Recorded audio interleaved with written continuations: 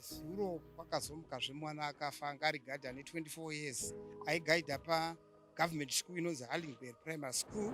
Saka kana vasingachityi mapurisa zvinoreva kuti kana nesuwo isusu vanhuwo tova vulnerable kumatsotsi. Last week yapera iyi pakaitwa an-attack paSalvation Army Church. West kweHwatende revanhu vanenge vachitoita patrol vari alert kumarabhura kweHwatende. Tiri kusangana zvakare pano paDestiny TV pachirongwa The Village.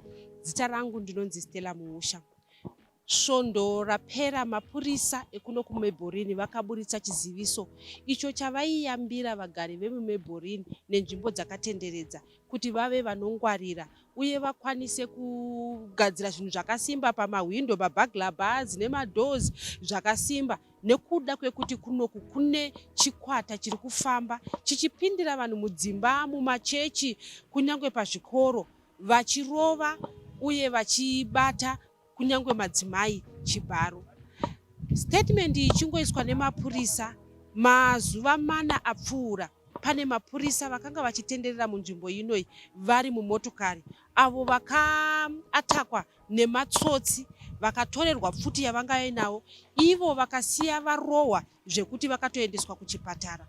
Nhasi uno tatora nguva yekuuya kuno kuMebhorini uko kwatiri kutaura nevagari vemunomu.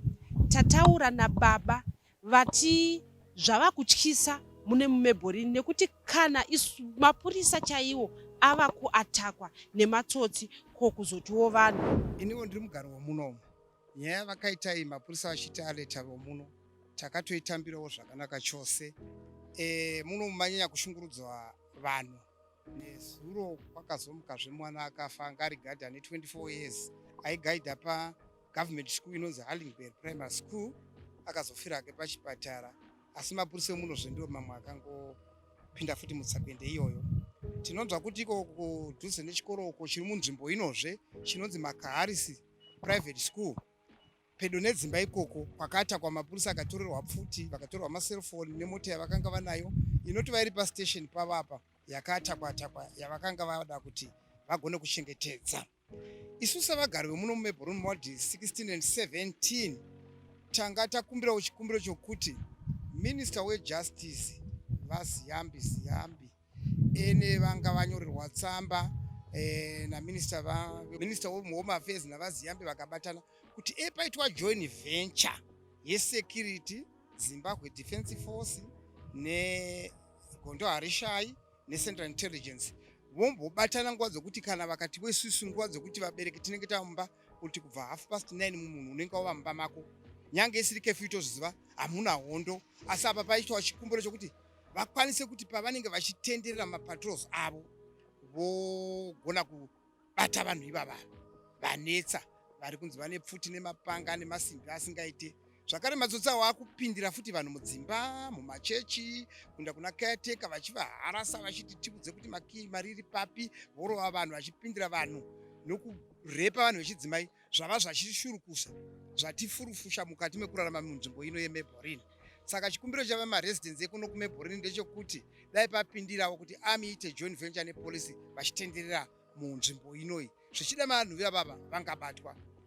Chimwe chivono chandakaita ndichikudza mapurisa epaMebhorini avo ndakavati nzvimbo iyo yakatakwa mapurisa pakagara pakaonekwa pakarindwa distance paine vesecurity panobuda vanhu vachipinda nekuti private yakaita ine maflats akawanda ari maground floor mune thousands and thousands people. Mavonero angu ndakati pakaonekwa sezvo vane picture yeumwe wacho utsotsiri paleta patrol iya pavanenge vongoona mota ichipinda vanenge voda kuona kuti munhu wechirume vakaita sei vanhu vechirume, kunyanya kuvanhu vechirume ndivo vari kuataka. Saka vakaita strictly vachitagita nzvimbo dzakarohwa mapurisa idzi kubatwa kwamatsotsi wawo kuri isi nokuti havasi matsotsi anoratidza kuti ndeokure. For my suggest matsotsi ari munharaunda nokuti vanongoti budikirei vatovhiringidza vatodisappear. Uku kuchechi yeZayoja vakaenda vakadisturba vanhu vakatiza, kuchechi yeSalvation Army same constituency vakaendazve vakarova vanhu. Pazasi apo tisati tatombotoziva vanofunga last year muna December vakatombosunga vamwe vashandi vekuLeague Guard vachikanda matombo. Tatisati tangoda kuti taingoti zvinhu zvinopera zvotazotoona kuti vanhu ava vakadini vane ushingi. Chikumbiro chedu ndechekuti ngapaitwe army ikapindira.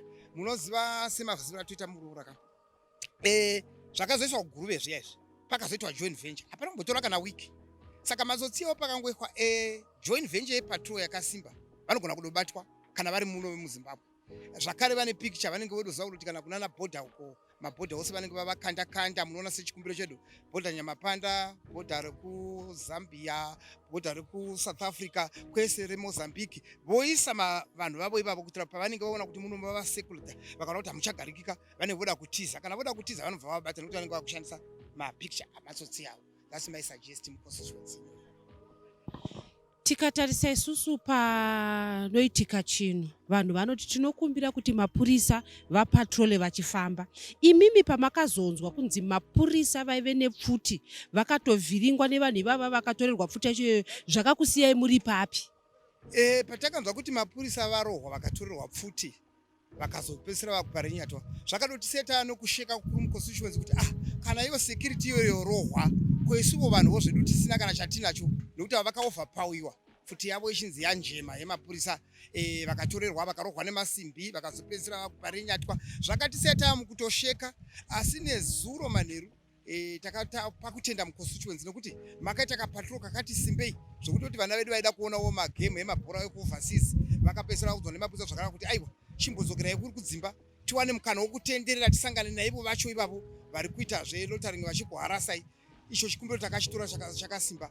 Asi munongoziva senyika yedu yeZimbabwe inozongoda main power sepatakumbira apa kuti pakapinda Zimbabwe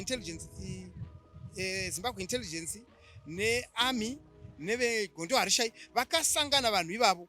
Dzimwe nyika dzingazoda kuti muZimbabwe mava nehondo here. Aiwa zvinoita kuti matsotsi avo apanika abatwe semhondi yekuguru yani makaona yakanga ichingova free ichita zvainoda ichingomuka ichipindira vanhu ichirepa ichiuraya. Asi pakangoita joint venture iyi munhu wakapanika kana nomugomo mari.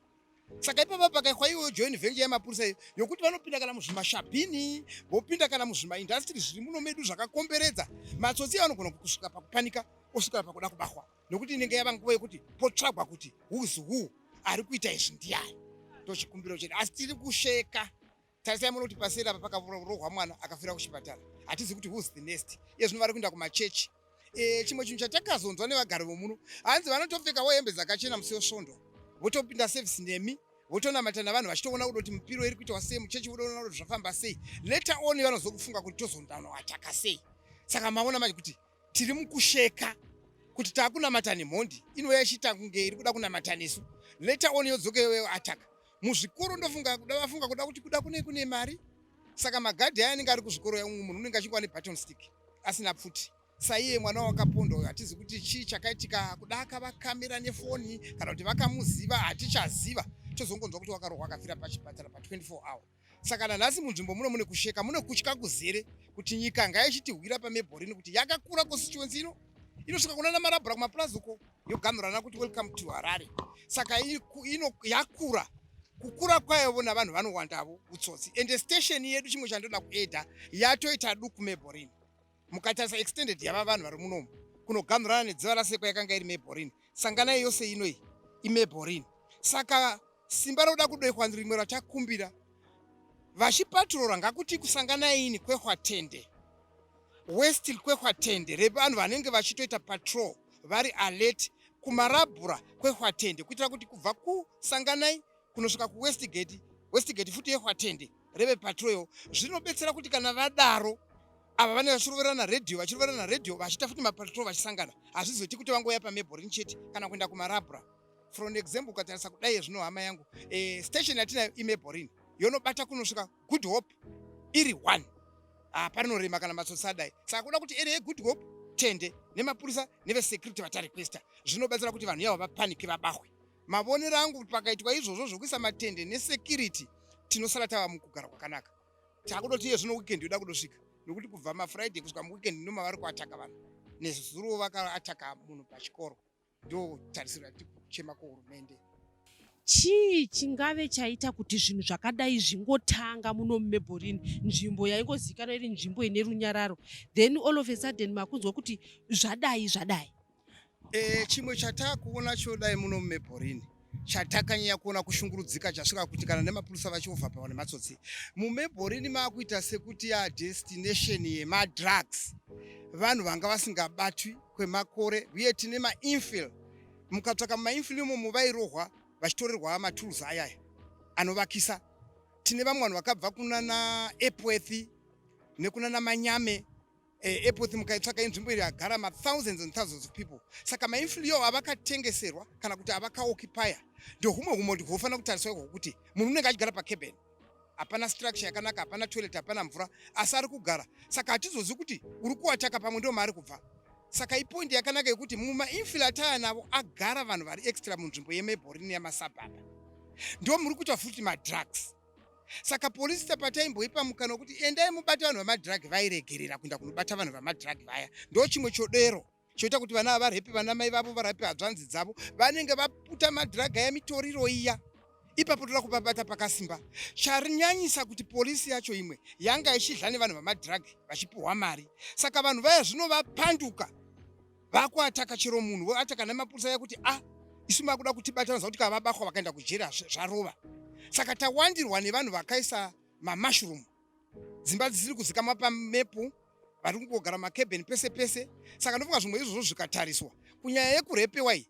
Izvino tine musuno pakabakwa vamwe vana mai 4 vakanowanikwa kuNorton vatorerwa vachida kuya kuno kuMelbourne. Ndokubva vanodhambiwa vakuenda kuNorton, ndobva varidza mhere paRoadblock. Polisi yeNorton ikavabatsira, vava vari vagari vomuno. Saka chikumbiro chedu chiri kuratidza kuti tichingoti vanhu ivavo muti mainfilimu ngamuvhenekwe kana gavhmendi yakavatendera kuti maane dzimba, matemporary structure wambobva, ndo maakuvanda matsotsi amakevha amatsotsi. Ndo mamwe maonero angu muno. Melbourne yakura yava extended. For an example, kunana Lackland kwese uko seri kwapati pauma kwandogara uko mune tumikoto munhu wakanga unogadzira chikebheni chake. Saka vana amai kavofamba vachavambi zvakanaka, especially manheru nyange vakazira driviwa vakudotora tumota. Zvakare zvimwe zvatokurudzira tumishikashika maZimbabweni, tumota tudiki tunotitakura utu turi kunzi ndo tumoto hwaiwa namatsotsi aya nokuti chisiri registered. Imota yekuti munoitora tax asi haina rupauro kuti itax, saka haitirekeki because munhu unoda mari. Matindi takure kusvika pano kusvika apo $7 onokusiyai pamwe masiwa musati masvika pamba makuatakwa namatsotsi aya. Idzo mota dzemushikashika tiri kukurudzira kuti ngadzive futi dzinorejestwa kuti iyi mota itax, kwete kuti mota yongonzi for an example zvakamboitika kumasoro kumakomba akuzikamwa akarejestwa kuti vana Zudaki vana iyayo achinda kunana kuwadzana nekuno. Ngaarambe zvadaro futi zvibetsere kuti public transport izikanwe, kuitira kuti mataxi awo asanyanya, kunyanya vana amai vanotisiririsa, vanobvutirwa mabhegi, mastudents ekuuniversity vachifamba vachingoburuka kombi vakubvutirwa mabhegi. Tuimba towanda muMelbourne. Ndezvimwe zvinofanira kutariswa izvozvo panyaya dzokurepiwa dzatirwadza. Tiri kushikira vana mai zvakanyanya kudaro kuti nzvimbo yedu haisati yanyanya. Tine vanhu vari kumaGreenway kunana Mukuvisi uko muconstituency yedu ino vanenge vachingogara mutumaplastic tuya, pamwe ava magetaway iwawo anofanira kuti futi aonekwe zvakanaka iwawo, kuti vanhu ivavo vambovhetwa kuti mugere sei. Hamusire vamwe muri kuwinda muchinoataka pamwe matsotsi yawo ndoko ari kuviga pfuti yawo. Isu tichingoti matsotsi nje, nokuti tsotsi haringazogari pakasununguka rehla kubatwa. Saka tine tuma kubva kuNational Sports Stadium kukwidza kudai maMukuvisi kune tuma mashurumu tomaplastic. Zvichida futi security yedu tinogona kuti semaresidence neighborhood watch tinenge tivabetsera vachifamba futi vachidero kudistepa kuti kuda vangangovabata varimo. I remember rimwe gore takabata tsotsi raipasa mudzimba richigara ikoko asi achitova munhu kwaiye.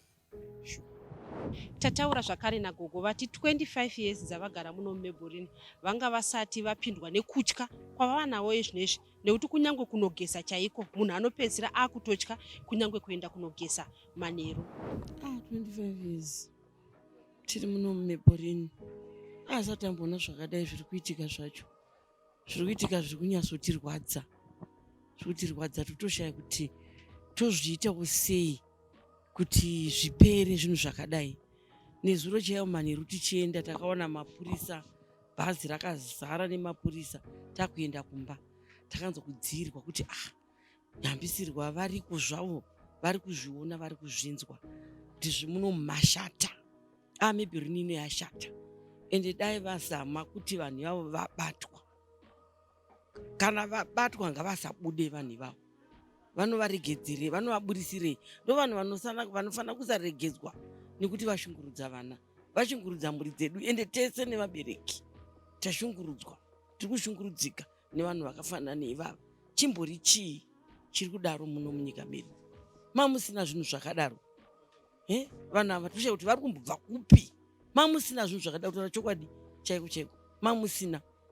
Iye zvino zvimimi upenyu hwenyu hwachinja sei? Mava kukasika kumhanya kuenda kudzimba munokiya madho here? Mira, kana ukasvika ukapinda mumba watongopinda utoti Mwari kudzwai. Painapo chekuti titye kuti tinotya kuti ndinogona matsotsi anga ari nani engoti kune matsotsi, asi zvinezvi zvanyanya wakutongoti kana mota chaiyo kuti ikwira chaiko wototanga waona kuti mota yandiri kukwira iyi yakamira sei, inani, ndinomuziva here, kana waona kuti mune mumwe arimo wandoziva wakupinda. Nekuti kwete kungopinda kuti akutongotya, unototya nekuti unogona kuti ndapinda mota yakanaka kuti ndakuenda kumba iyo iri yematsotsi, handi mazvona. Saka ukasvika kumba kutongosvika nekuvhura dhoo nekutovhara dhoo nekutorikiya, chero chinda kana kuti wada kunogeza dzimwe nguva manhero aya uchatogezi, watogeza makuseni kwachena kuti unotya kungopindirwa uchigeza. Pakataura mapurisa vachipa statement vachiti vanhu ngwarirai uye isai mabhagla bhazi nemadhoo akasimba. Vabva kudaro pane mapurisa vakazoatakwa nenhubu idzi vakatorerwa pfuti. Imimi pamakanzwa kuti mapurisa awo arohwa nenhubu idzi, zvakakusiyai muri papi? Nekuti unenge uchiti taona kavanotichengetedza. Takatorwadziwa isu kuti ndosaka ndiri kutaura kuti zvinhu zviri kumbobva kupi, nekuda kuti Simon kuti mapurisa ari kuedza kuti abate nhubu, asi manhubu acho mapurisa acho akaata. Saka tochishaya kuti zvinotochiziva zvipi? Kana imi munozvionawo sei? Tochiziva zvipi kuti iwo mapurisa acho ombva abatwa futi, otoatakwa, ndiwo otorohwa, otourayiwa, nhubu dziya dzoenda, dzotobudirira idzo ndodzoenda. Saka tatoshaya kuti nyika yedu ine yamira sei, chimbori chii? Takatorwadzikana, takabatikana nazvo. Kana vana vedu vacho kana ipo nezuro tichitongona takatoti mapurisa aya izvozvi ari kuiswa nzvimbo nenzvimbo aya kuti achengetedze nzvimbo idaedze kuti atsvage abate mbavha idzi, vari kutotya nekuti upenyu hwake hahutori sefi. Nokutongotya nongoti ndinobuda hangu kuenda kunodii, asi ndogona kuurayiwa ndirini nekuti nyika yedu yashata mwanangu. Tambotaura nevamwe vengu vakuti zvichida kunokwa kuda kutoitwa ngezvakaitwa kuGuruve, kuti voti mapurisa vounzawo nemasoja, vounza nevakawanda. Takatozvitaura nezuro tikati moza kana kuitaura dzimwe nguva zvimwe zvinobuda, takatoda tikadai vati masoja, mapurisa zvese ngavangoti vese fire, vanhu ivavo vabatwe, vanhu ivavo ngavabatwe. Iye zvinezvi musati manzwa kuti vabatwa, muri kurarama sei? Tinotori nefiya, tisi kutombofara, titori nefiye, unotongorohwa nehana kutongotya, nekuti izvozvi chero ipo pano makaunga dai vanogona kusvika wotongoti sarendai zvamuinazvo izvozvi. Ukatonzi sarenda hako ukamupa zvinhu chacho chaonei wamupa, ukasara uri mupenyu zviri nani, unotobva angokushudhai motofa. Handi mazvona zvinhu zvakadaro zvakaoma, zvisi kumbotifadza kana hatisi kumbofara nazvo kana. Imimi taona muri kutengesa pamusika panapa, munoenda kunohodha nguvai? Munobuda mumba nguva yemuchinohodha uye munozobva mukutengesa musika unoyo nguvai? Isusu taisi toti ma4 taakumbari, asi izvezvi hazvichaitoiti nekutya. Asi zvezve dzimweni dzenguva vanofamba usiku dzimwe nguva vanogona kungorarama nekuti vanhu vacho havachatyi, varingochero masikati vanogona kungokuredha. Handi mazvona takutotya ikairo pano pamusika takutokurumidza totoenda kudzimba. Taitogara kusvika nguva yaunoda kuchitengesa wakasununguka, hatichambokwanisi kana kusununguka, hatisina kusununguka isu. Tataura nasekuru vati zvakakoshawo kuti mapurisa vasapinde mumabhiyaho vachinwa doro, nekuti imomo ndo mekuti vanhu vanovaona vovayera voona kuti dzimwe nguva hapana zvavanokwanisa kuitwa nemapurisa. Ndakatanga kugara muno mu1997 ndikazoya pano 2004. But the problem lies on the force, not police. Mabhiya muyama vanomboita lies vachinwa madoro, saka vanhu vaiva nemisconduct vano measure maweakness eforce, then votanga kuronga nyaya dzacho, vanotanga vatoona maweakness epolice.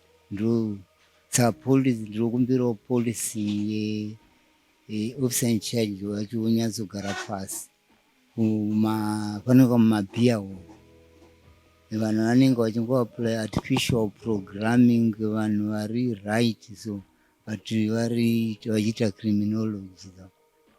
Imi muri kuti mimi mapurisa acho ari kutopindawo mumabhawa umumu, saka matsotsi aya anobva waona kuti mapurisa aya vachitova mezhawo vachitova mezha, even ungopinda neuniform so kungodai, so zvinenge hazvinyatsoiti.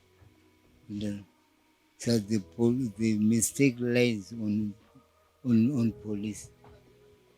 imimi maakufamba nguva isekuru, muchiri makasununguka here kufamba nguva yamaingofamba musati manzwa nyaya yese iyi, kautei zvimakutongwarirawo? Pamwe tinogona kufamba usiku hwacho, but tinenge tichitotya, hatifambi takasununguka.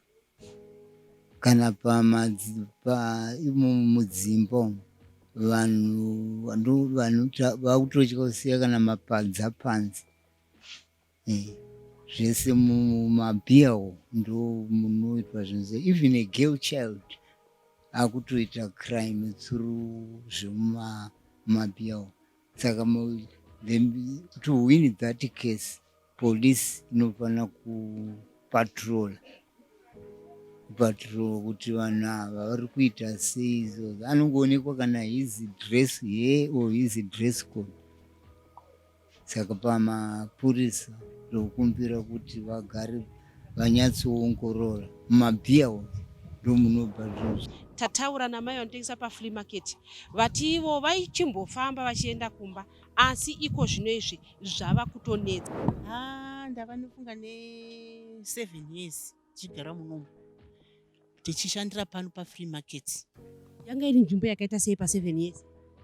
Nzvimbo yedu yanga iri nzvimbo yairi secure zvokutoti taitogona kufamba uri wega kusvika kumba. Ndaigara pana Tom Wadungu, ndaitokwanisa kufamba ndienda kumba ndiri ndega, asi ko zvino handikwanisi kufamba ndiri ndega kuenda kumba ikoko muna Tom Wadungu, because ndinongototi kana ndikobuda ipapapa ndototya kuti pamwe ndingatobatwa hembe ndakutotorerwa zvandinazvo nematsotsi anetsa. Saka hatizivi kuti toita sei nenzvimbo iyeyi meBhorini yanetsa nematsotsi amai. Mapurisa pavakapa statement vachiti munomu hamusisina kugadzikana, vachiyambira vanhu kuti itai kuti zvinhu zvinge zviri secure, kuti mahwindo isai mabhagla bhazi, madhoo anganokika. Imimi kumba makatozviita here izvozvo kuti muti kana ndapinda mumba ndezenge ndakachengetedzeka? Izvozvo takatozviita, but still unenge uchingototya kuti vakauya vakawanda, vamwe vanoshandisa mabolt cutter kukwachura dhoo racho usingazvinzwi. Unoziva mabolt cutter rinokwachura dhoo usingazvinzwi. Unongotofunga kuti chero ukaisa zviuri zviya zvakasimba mukati vanokwachura futi. Because vanenge vane emu yokungoda kuuraya kana kutsvaga mari yaunenge usina. Pamwe zvezvo handina kana dhora ravari kundiurayira mumba macho imomo. Dai vachizosiya vanhu vari vapenyu zviri nani panokuuraya. Unourayirei munhu awashaya mari, hauna mari, uchimusiya aende uchiendawo ka, asi kuzouraya ndokuri kunetsa manje. Imimi pamazonzwa nekuti mushure mekunge mapurisa vataura nyaya iyi vakabva mapurisa anzi anopatrola munomu, pamakazonzwa kunzi mapurisa acho ari kupatrola vaatakwa nematsotsi, zvakakusiyai muri pari? Takarwadziwa tikati zvino ivo security yacho kana yaatakwa, kuisusu vanhu vacho tisina zvatinazvo tinovarwisa sei? Nokuti ivo mapurisa matsotsi angafanira kutyawo mapurisa ka. Saka kana vasingachityi mapurisa zvinoreva kuti kana nesuwo isusu vanhuwo tova vulnerable kumatsotsi. Munofunga kuti mungachengetedzeke sei? Pane nyaya mai, nyaya hombe chaiyo kuti zvokuchengetedzeka izvi zvangoda nyasha dzaMwari. Nyasha chaidzo ngotokumbira Mwari kuti bhozi tikati aiwa mapurisa anotichengetedza, ivo mapurisa vacho vachiwa overpowered. Saka muridzi weupenyu ndiMwari, ndiye vachangotichengetedza ngokuti unonamata Mwari ndinzi Mwari ndichengeteiwo kusvika ndasvika kumba. Hapasisina kwatichatizira kunze kwaMwari. Bhozi kana ivo varidzi vemutemo chaivo vachibatwa, isusu vanhu tisina maweponi toitwa sei? Tawana mukana wekutaura nakansela avo vataura zvizhinji pamusoro penzvimbo ino yavanotungamirira. Chekutanga ndechekuti nyaya iyi is supposed to be treated as an urgent matter. Tarisiro yangu ndeyekuti ma-security forces ose emunyika on top of ZRP dai vagara pasi vafind a solution. Hakuna resident or a civilian anokwanisa solve this matter even unganikiriza ma-security measure akaita sei. This matter is beyond civilians because vanhu vanokwanisa kuti disarm mapurisa nokutora mota yepolisi vanhu vekuti izvo vanhu vari highly trained in my view, maonero angu. But you don't know who are these people. But nditarisire yekuti tinoziva kuti homicide, police homicide, kana achinge atsvaga munhu inogona kutsvaga ingamuwana. So ndotarisira kuti marobhari iwaya they are supposed to be vabatwe anytime soon so that community runyararo nepeace. Hongu takaeducata vanhu tingastrengthena maneighborhood watch yedu tikaudza vanhu vaita mamwe security measures including ma-alarm systems. Ma-companies vanokwanisa kudonate or even ma-street lights because hatina challenge yokuti also even community inerima.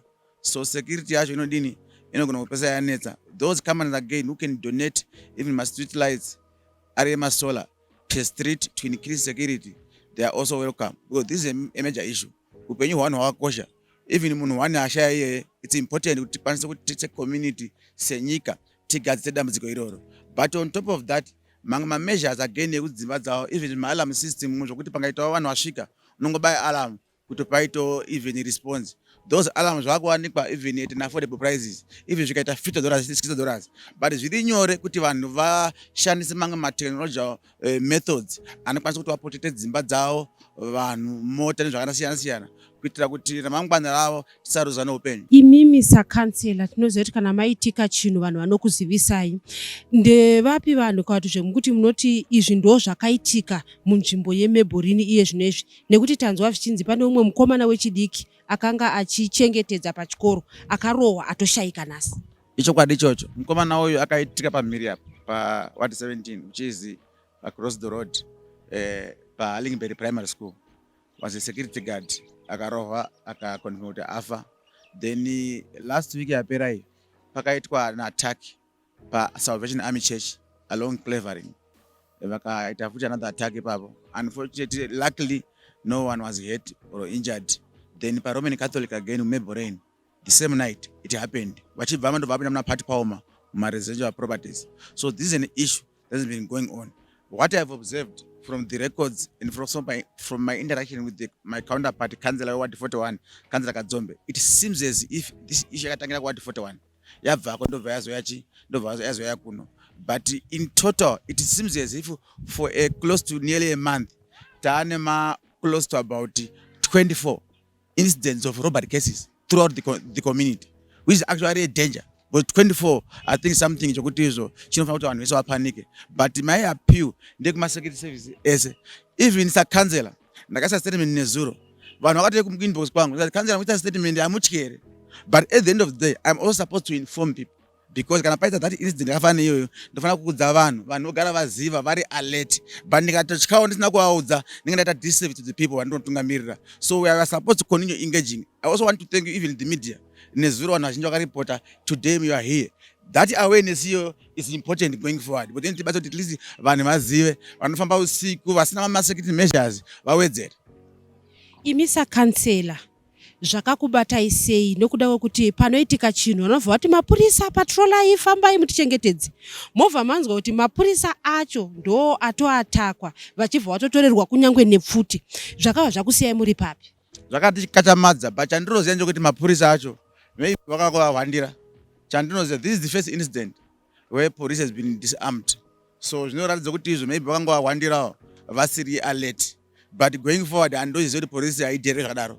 It's an issue yangoitikawo which has an omission which I believe is supposed to be corrected. But also zvinoratidza kuti kana vanhu vachidherera police, what more ma civilians? So that's where the issue is. Ndapila to the security sector yemuZimbabwe yemunyika kuti vaonesane vese even nezuro kukanzo ndakataura ini sakanzela ndikadai zvaikwanisika tine municipal police tina vanhu vetraffic vaiuya muno tine dog section yedu yekanzuru nepfuti dzavo votobatsira kupatrol even manheru.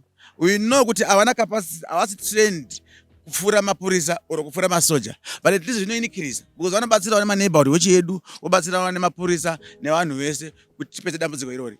tataura nevamwe vati Meborini yakanga iri nzvimbo yaive yakanyarara, asi nekuda kwemainfuse akatanga kuiswa vamwe vanhu kuti vagare, kumwe kwacho kune matangwena akaiswa uyo along nana mukuvisi, vamwe vakaisa dzimba dzekuti hauzoziva kuti pari kugara ani, haunyatsiziva vari kugarapo. Imi sakansela chii chamungada kutaura pamusoro pezvozvo? Chokutanga ndechekuti ishi yevanhu vari homeless it's something chiri beyond me, chiri beyond council. That's why even ukaenda kuAmerica kune streets anotogara thousands of homeless people who are white people. Ukaenda kuSouth Africa panodimbuzira Alexandra Park neSendon dzakadimbwa nejurahozo. So these are the issues dzinoitika especially under our case. Vanhu vazhinji vari homeless, they need assistance. For years kuna vanhu vaigara muWarren Hills, families, I think close to 30 families.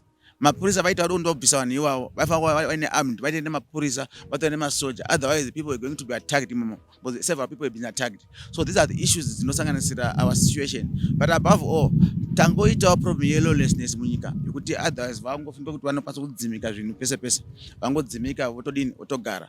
But ibasa also replanning nemapurisa nema law agents kuti waite make sure vaisa efforts kuti zvinhu zvodini zvisaitika. But mutemo weZimbabwe uri clear kuti even munhu achinge agara paakunzi pahome, either ari muplastic or ari mukabin, haangobviswi pasina alternative, pasina court order. So these are the things that are supposed to be done. So obviously there are measures ukuthi dai zvaigona taikwanisa kuti make sure kuti both the government and the council identify even plots or farms are around Harare. Atinokwanisa kushandisa sema-temporary measures kuti these people they can actually be resettled in those areas so that we are able to remain ne-community yeMeborini iri clean, isina disorder. Pane vataurawo zvakare pamusoro pevanhu vari kutora zvinodhaka, vari kuti vanhu vacho ivavo ndo vamwe vacho vanenge vari mumatangwena iyayo. Imimi sakansela dambudziko ririko here?